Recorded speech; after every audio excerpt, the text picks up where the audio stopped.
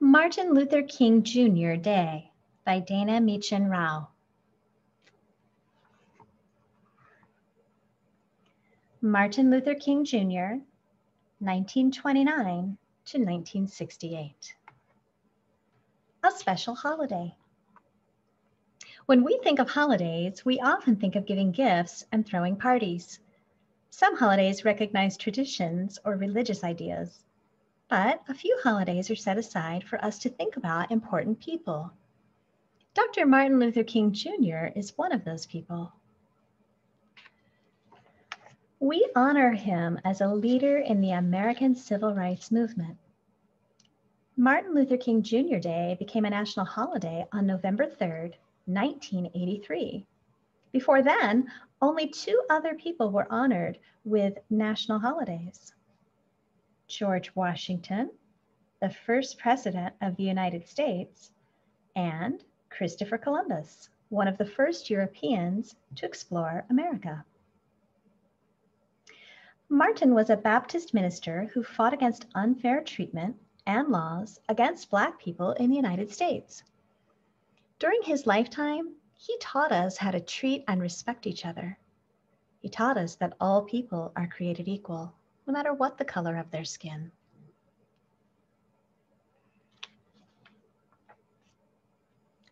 Segregation. Some people in America did not always believe that everyone was equal. White and Black people lived in the same cities and towns, but Black people were not given the same rights as white people. Segregation laws started back in the late 1800s. These laws kept white and Black people separate and stopped Black people from doing the same things as white people. White only and colored were labels used to keep white and Black people separate. Buses, public parks, pools, restaurants, theaters, and schools were segregated this way. When Blacks were allowed to enter a place, they often had to use a different entrance.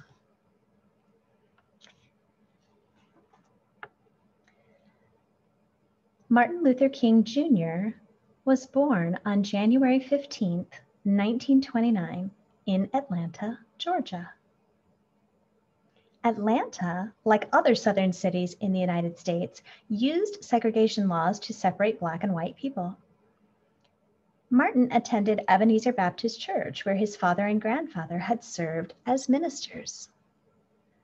The birth home of Martin Luther King Jr. in Atlanta, Georgia. When he was very young, Martin saw Black people in Atlanta being treated unfairly. When Martin was 6, the parents of a white friend told him that he couldn't play with his friend anymore because Martin was Black. But Martin's parents told him that no matter what people said, he was as good as anyone else. In high school, Martin was one of the top students in his class. He even skipped 2 grades and went to college at age 15. When he entered Morehouse College in Atlanta, he wanted to study medicine or law. However, he was inspired by his religion classes. So Martin decided to become a Baptist minister. Martin went on to Crozer Theological Seminary in Pennsylvania and graduated in 1951. 2 years later, he married Coretta Scott. In 1954, he became the minister of the Dexter Avenue Baptist Church in Montgomery, Alabama.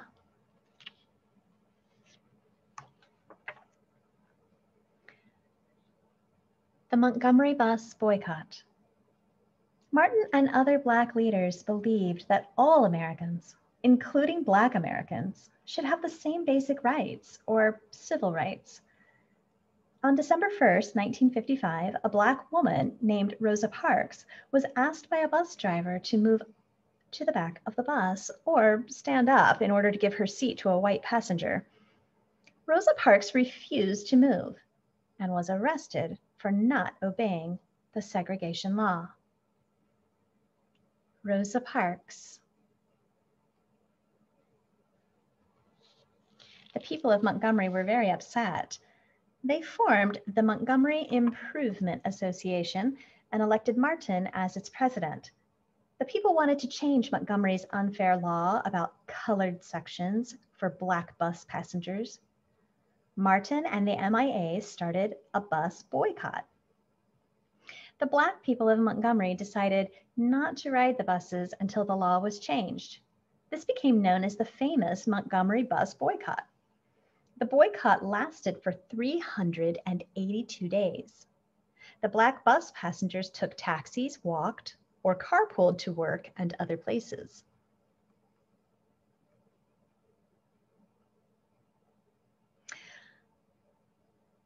On February 23, 1956, Martin was arrested for leading the Montgomery bus boycott. He was released a few weeks later. On November 13, 1956, the United States Supreme Court ruled that segregation on Alabama buses was unfair and should be changed. On December 27, 1956, public buses were no longer segregated in Montgomery.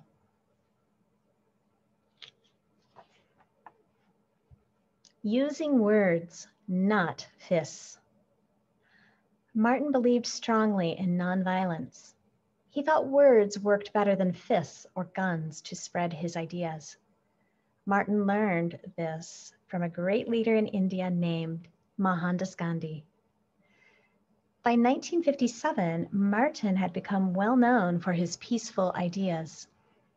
Ministers throughout the South came to work with him and to learn about how his group succeeded in the boycott. On January 12, 1957, Martin helped create the Southern Christian Leadership Conference. This group spread news of civil rights around the South. Martin urged people to share the message of equality in nonviolent ways. From 1957 to 1959, Martin traveled over 780,000 miles making speeches. In 1958, he wrote his first book, Stride Toward Freedom. Black people were still not allowed to eat in the same restaurants or at the same lunch counters as white people because of their color. Young people also wanted to be a part of this movement led by Martin.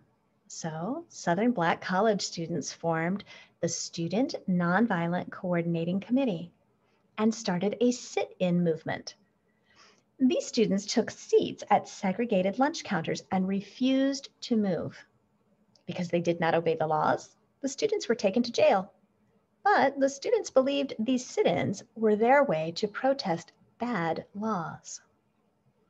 From left to right, Joseph McNeil, Franklin McCain, Billy Smith, and Clarence Henderson participate in the first lunch counter sit-ins in Greensboro, North Carolina. Joseph McNeil, Franklin McCain, Billy Smith, Clarence Henderson.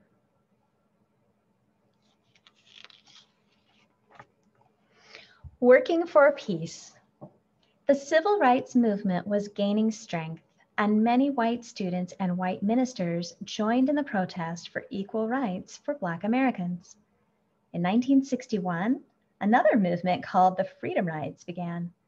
These rides tested laws that could allow Blacks and whites to ride in buses that were not segregated when crossing from one state to another. Martin also helped organize freedom marches across the South. Two protesters hold up signs that speak out against segregation. People paraded through town singing songs about freedom. They carried banners and signs that read, "Give us American rights." A freedom choir holds hands and sings, "We Shall Overcome" on the steps of a church in Selma, Alabama. One city was determined to keep freedom marchers out of town, Birmingham, Alabama. Martin went against the order not to march there. Because of this, he and many protest marchers were put in jail. From April 12th through the 20th of 1963, Martin sat in jail, and during this time, on April 16th, he wrote his famous letter, Letter from a Birmingham Jail. On May 3rd, the police wanted to end this march. They let loose trained attack dogs and squirted fire hoses at the marchers.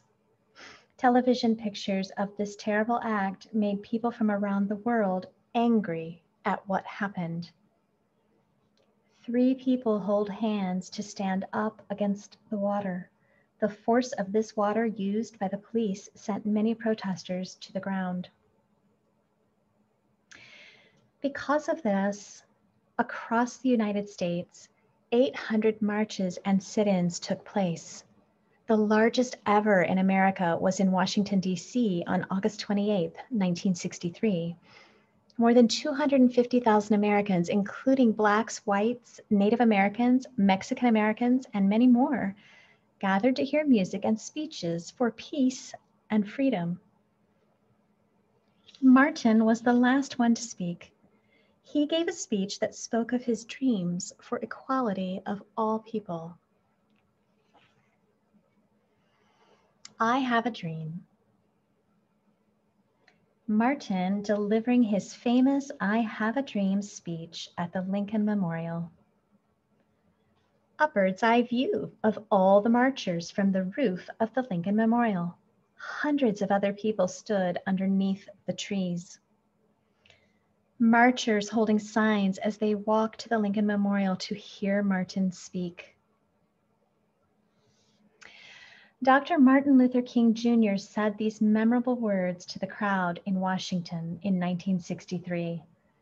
I have a dream that one day this nation will rise up and live out the true meaning of its creed, that all men are created equal.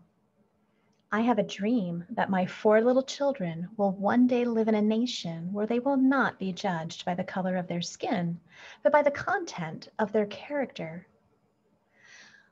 When we let freedom ring, we will be able to speed up that day when all of God's children will be able to join hands and sing in the words of the old Negro spiritual, free at last, free at last.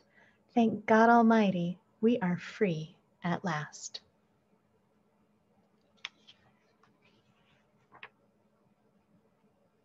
The fight for equality and peace was not over.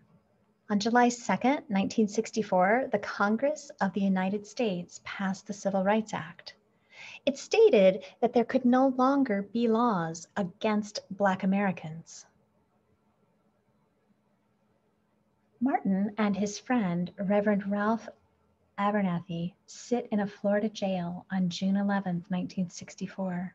They were arrested with 16 others for protesting segregation in a restaurant. Martin holds a case containing the Nobel Peace Prize gold medal after the presentation in Oslo, Norway. Gunnar Jan, the chairman of the prize, made the presentation. Around the world, people saw the good work Martin was doing in America. On December 10, 1964, Martin was presented the Nobel Peace Prize in Oslo, Norway, for his work for peace in the world. Martin was the youngest person to ever receive the award.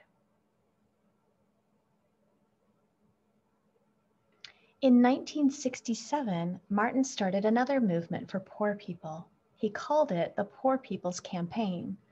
On April 3rd, Martin gave a speech in Memphis, Tennessee that became known as I've Been to the Mountaintop. Martin and his wife Coretta leading a march in 1965. On April 4th, 1968, at 6 in the evening, just before dinner, Martin stepped out on the balcony of the Lorraine Hotel, where he was staying in Memphis. Martin was shot and killed. Later, a man named James Earl Ray was captured and sent to jail for 99 years. Ray died on April 23rd, 1999. The balcony of the Lorraine Motel after Martin was shot in 1968. Remembering a great man. Many Americans and supporters from around the world wanted to honor Martin in a special way. On April 8, 1968, Massachusetts Senator Edward W. Brooke introduced a bill in Congress to make January 15th, Martin's birthday, a national holiday. Year after year, the bill came before Congress. And year after year, it did not have enough votes to become a law. Coretta Scott King and other Black leaders urged Congress to vote for the holiday. They asked people to write letters to Congress showing their support. They presented Congress with petitions signed by more than 6 million people. They even organized another march to Washington on January 15, 1981. Even though it wasn't yet a national holiday, many states celebrated Martin Luther King Jr. Day on January 15th. People also honored Martin by naming many buildings, schools, hospitals, streets, and other gathering places after him. A library in Washington, D.C. named after Martin.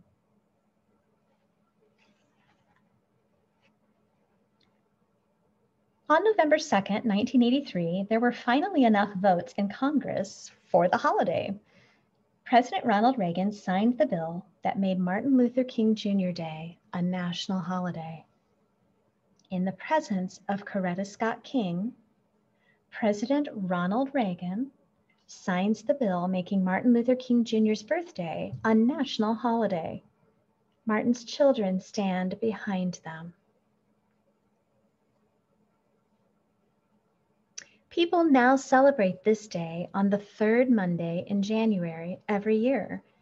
This day is not only celebrated in the United States, many other countries around the world also honor Martin. On Martin Luther King Jr. Day, schools and many businesses are closed. Some cities hold parades. Some groups lead peaceful marches. Children wave flags. Men and women give speeches about Martin. Some churches hold special services. People might hear Martin's famous "I Have a Dream" speech being played over the radio or on television. In schools, children often use the week before the holiday to learn about Martin. They talk about his ideas, that all people are created equal, that one's character and not the color of one's skin is important, and that problems can be solved without violence. Parade marchers celebrating Martin's birthday in Seattle, Washington. Children marching on the 30th anniversary of Martin's death in Memphis, Tennessee, here. Timeline. 1929, born in Atlanta, Georgia. 1948, graduates from Morehouse College, Georgia. 1951, graduates from Crozier Theological Seminary, Pennsylvania. 1953, marries Coretta Scott. 1954, becomes minister at Dexter Avenue Baptist Church, Montgomery, Alabama. 1955, receives his doctorate degree from Boston University. 1955, elected president of the Montgomery Improvement Association. 1957, helps create and is elected president of the Southern Christian Leadership Conference. 1958, publishes first book, Stride Toward Freedom. 1963, writes Letter from a Birmingham Jail. 1963, presents I Have a Dream speech at March on Washington. 1964, receives the Nobel Peace Prize. 1968, dies in Memphis, Tennessee. 1983, Martin Luther King Jr. Day becomes a national holiday. Coretta Scott King with her children, from left to right, Martin Luther King III, Yolanda Denise, and Dexter Scott in 1962. Martin and his wife Coretta leading the Freedom March in 1965. Rosa Parks, far left, marches also. The Martin Luther King Jr. National Historic Site in Atlanta, Georgia. The grave of Martin Luther King Jr. at the historic site.